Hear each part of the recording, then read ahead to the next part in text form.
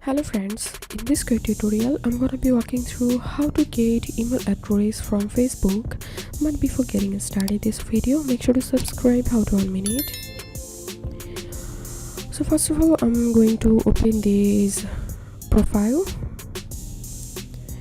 So after opening that friend's Facebook profile, you have to click on about and now click on contact and basic information, and here you will get the email address of the Facebook profile. If the email is set as private, then you won't be able to see the email of this profile, and if the profile privacy set as public, then you will be able to see the email address. So this was how we can get email address from Facebook.